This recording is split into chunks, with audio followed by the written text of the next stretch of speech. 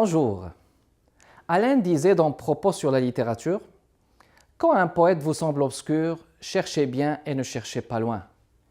Il n'y a d'obscur que la merveilleuse rencontre du corps et de l'idée qui opère la résurrection du langage. » En 30 ans d'écriture, Claudine Bertrand continue de sillonner les rivages de la poésie dans une magnifique quête de la beauté et de la lumière. Elle dit dans un extrait de son recueil Rouge assoiffé, « Chacun porte en soi une île. On y retrouve un refuge ou un naufrage. Mes yeux veillent depuis le petit matin. Ils voudraient rencontrer le tremblement lumineux des vôtres. » Claudine Bertrand a publié une vingtaine de recueils poétiques et de livres d'artistes.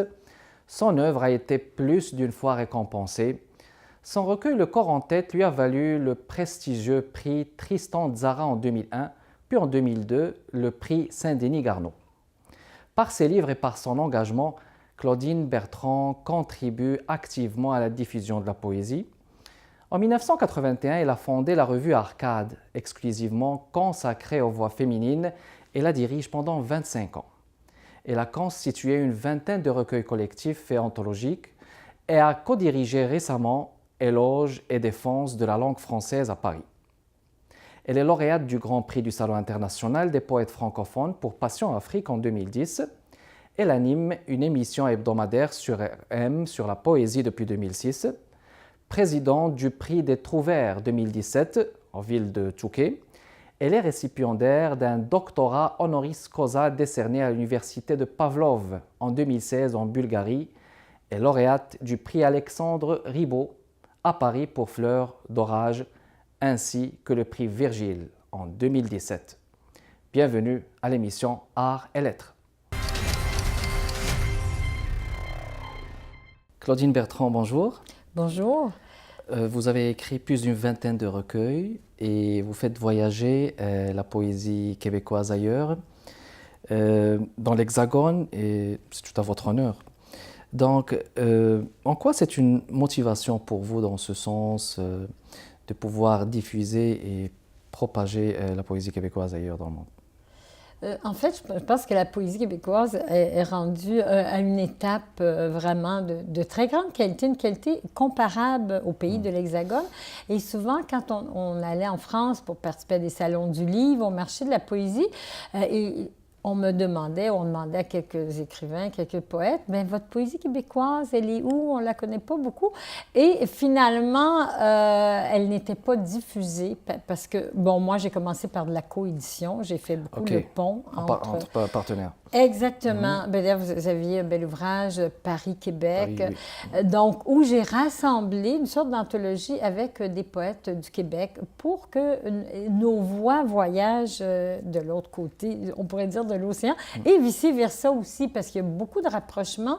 Et c'était pour éviter d'être considéré peut-être folklorique, si vous voulez, parce que souvent, on dit, bon, il y a la poésie française, mais la poésie de la francophonie, dont le Québec fait partie, et aussi les pays africains, on se dit, comment se fait qu'elle n'est pas aussi connue? C'est qu'il faut créer des lieux, si vous voulez, des lieux d'édition, des lieux de rencontre, être présente absolument dans tous les événements. Vous parlez même du Salon du livre à Paris, et le marché de la poésie est devenu, disons, une plaque tournante aussi, des rendez-vous incontournables. Alors, j'ai commencé comme ça la coédition il y a une quinzaine d'années, et finalement, c'est d'y aller régulièrement, et il y a des demandes, c'est qu'on trouve notre poésie assez originale, si vous voulez. Peut-être une façon d'aborder la langue québécoise, une certaine audace. Oui, une certaine particularité de la langue aussi au Québec. Et vous avez écrit, comme je l'ai mentionné, plusieurs ouvrages, je plairais de les citer, Murmure de rizière, Fleur d'orge, Rouge assoiffé, Ailleurs en soi, Pierre sauvage, Autour de l'obscur. Puis il y a l'Afrique aussi, Afrique et moi, au large du Sénégal, Passion Afrique. Écoutez, ici nous sommes entourés d'une belle panoplie de livres de Claudine Bertrand. Qu'est-ce que je vois ici? Passion Afrique, vous avez au large du Sénégal ici. Alors, l'Afrique est présente Oui. dans vos œuvres. Et puis, en quoi ça interpelle votre cheminement poétique? J'imagine que c'est très important pour vous. Oui, oui. Ben, depuis les 10 dernières années, au fond, je peux dire que dans ma quête, il y a eu différentes étapes. Les premiers livres, je pense qu'on s'interroge beaucoup sur les origines. Donc, c'est une quête des origines, qui on est, d'où l'on vient, peut-être pour savoir où l'on va. Et après, disons, j'ai eu la quête amoureuse, peut-être sur une dizaine d'années. Donc, j'ai commencé à publier les années 80, les années 90. Et les années 2000 ont été pour moi un point tournant. Dont, au départ, c'était plus une identité comme femme. Aussi, on parlait de la poésie intime. Intime, oui. Donc, ça a été, disons, assez partagé au Québec par plusieurs femmes, une prise de conscience de notre parole et aussi écouter les autres. Et à un moment donné, c'est la quête des ailleurs. On se rend compte que quand on a fait le tour du jardin, je pense que aussi cette ouverture à l'autre, et j'ai été invitée justement d'abord à aller en Afrique et au retour, c'est comme si on était un petit peu une sorte de journaliste de l'intérieur, Oui, c'était de faire des reportages. Comme un prophète de sa propre littérature, sa propre identité aussi. Et oui, exactement. Et je me rends compte qu'il y a beaucoup de ressemblances. Il y a des différences, mais il y a des ressemblances aussi. Disons, l'humain, au sens large, on dit peut-être qu'on vient de là, on doit avoir des sources premières. Donc, c'est important d'aller sur ce territoire et découvrir cette richesse d'abord de la poésie africaine.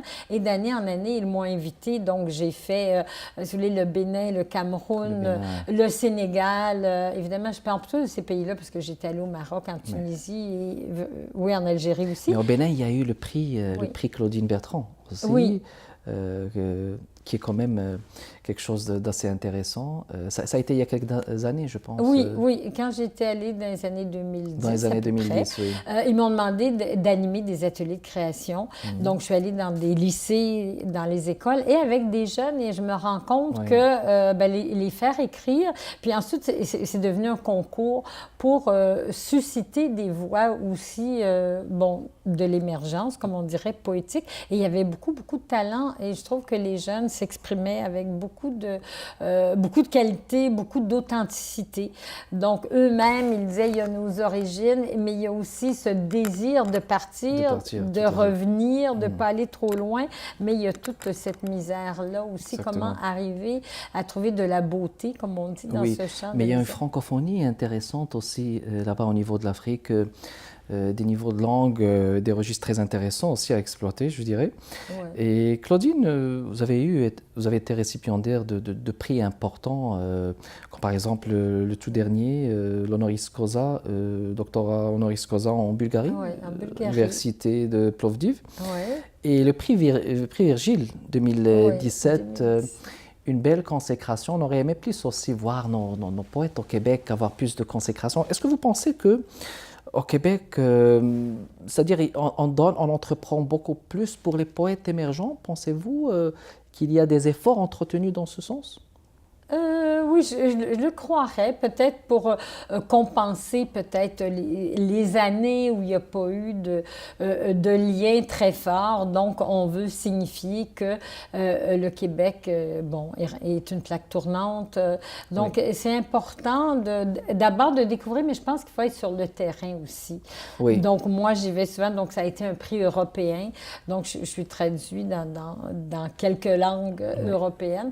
Donc, c'est important qu'il y ait ces échanges-là. Donc, pour moi, ma poésie est plutôt comme un dialogue, une ouverture à l'autre. Et je pense que ça joue dans les deux sens. Dans la mesure où j'ai fait des efforts aussi, peut-être quelques autres poètes aussi, d'établir des anthologies de poésie à travers la francophonie. Et ça, c'est rassembleur, par contre.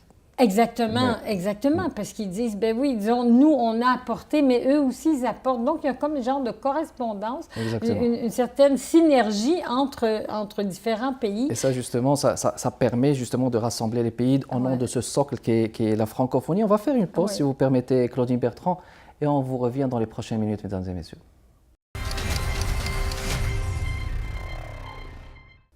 De retour avec vous, mesdames et messieurs, dans le cadre de l'émission Art et Lettres avec notre invitée Claudine Bertrand. Oui, le plaisir toujours de vous revoir, de Merci vous retrouver. Beaucoup. Claudine, je vais avoir le plaisir de lire un extrait de La montagne sacrée, que j'ai beaucoup aimé.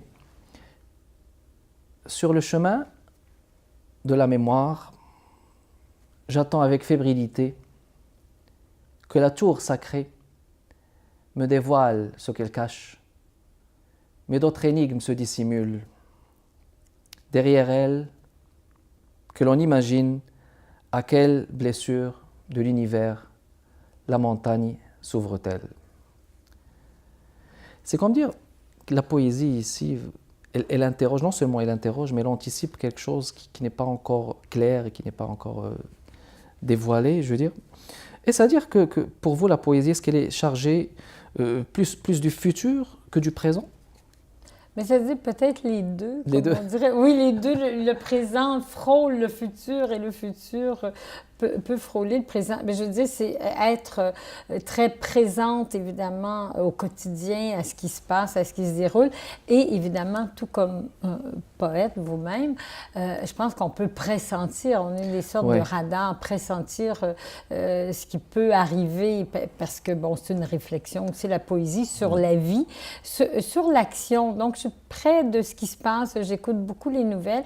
Évidemment, on est traversé par tous ces courants-là, et on se rend compte que c'est la turbulence, les guerres. Disons, même si c'est éloigné de nous, elles font partie de nous. Hein? Nous les recevons quotidiennement.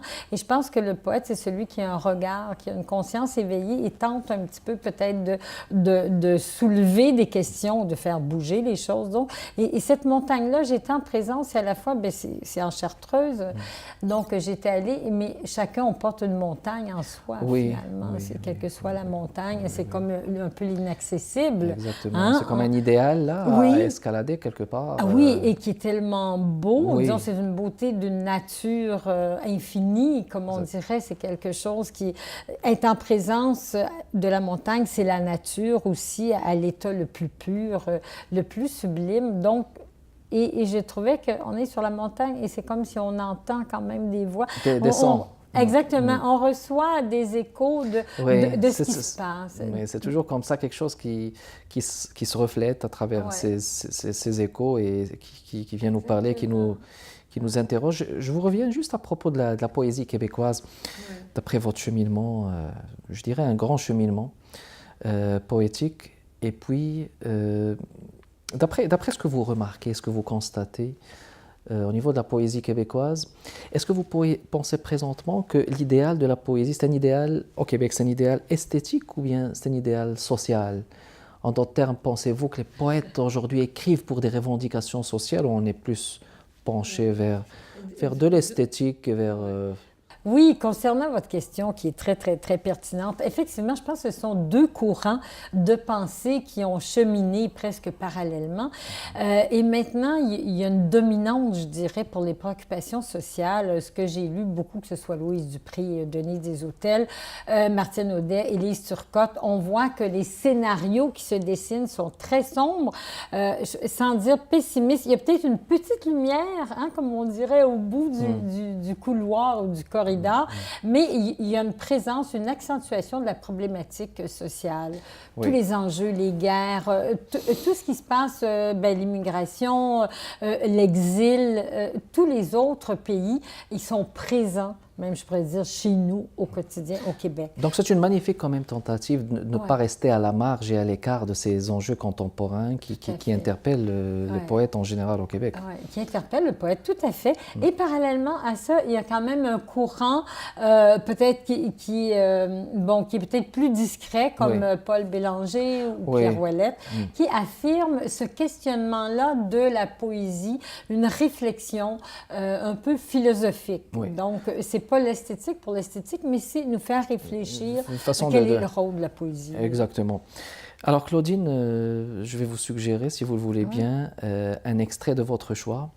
Donc, comme j'ai dit au début, nous sommes bien entourés de tous vos livres qu'ici. Vous avez le choix de nous lire. Donc, un extrait d'un de vos livres, c'est comme vous voulez. C'est à votre discrétion. Oui. Peut-être que j'irai, si vous voulez, dans le dernier recueil. On pourra le tout dernier? Revenir. Oui, le tout dernier, c'est « Et moi, Afrique ». Et moi, Afrique. Et vous savez que, disons, lors du marché de la poésie à Paris, en juin dernier, l'Afrique était le pays invité, on pourrait dire le pays, le territoire Afrique ou africain. Donc, j'ai mis un S parce qu'il y a plusieurs Afriques. Hein? Exactement. Plusieurs plusieurs légendes, plusieurs langues, plusieurs peuples, plusieurs cultures aussi. Il y a la culture et ces mémoires-là.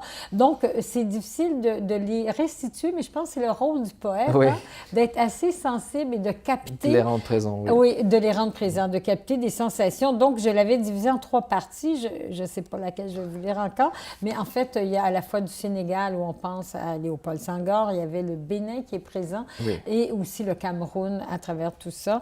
Le 10 heures soulève les tête-à-tête, frôle les présages au-dessus du lac Nokoé. Des comédiens vaudous portent des masques yoruba sous toute forme et coutume lointaines. S'érige le village de Ganvier, village et Venise de l'Afrique, maison sur pilotis, tangue comme le marché flottant, entraînant le poème au cœur du lac. Les enfants s'esclavent sous un soleil de dents. Cette saison fait mal. Des hommes s'inclinent, tentent de survivre, s'offrent aux divinités. Retourner la question, famine en abondance, on interroge la pénurie et les anciens ou leurs revenants. Nous naviguons dans la fêlure du temps assassin, nous fuyons les décombres du passé. Ce spectacle à l'ombre des héros mythologiques, en délire verbal à la croisée des destins, sur la route de Ouida, route des esclaves. Une très belle sensibilité, on voit bien l'environnement de l'Afrique très présent ici. Alors on va faire une pause si vous le voulez bien, on vous revient dans les prochaines minutes, mesdames et messieurs, toujours avec notre invitée Claudine Bertrand.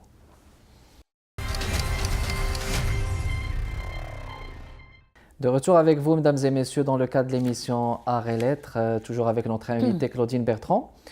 Il va y avoir une lecture de texte à la place Émilie Gamelin très prochainement. Voulez-vous nous en parler? Tout à fait. En fait, c'est une lecture publique. Publique. Oui, gratuite en plus. Il y a déjà une quinzaine de poètes qui seront invités.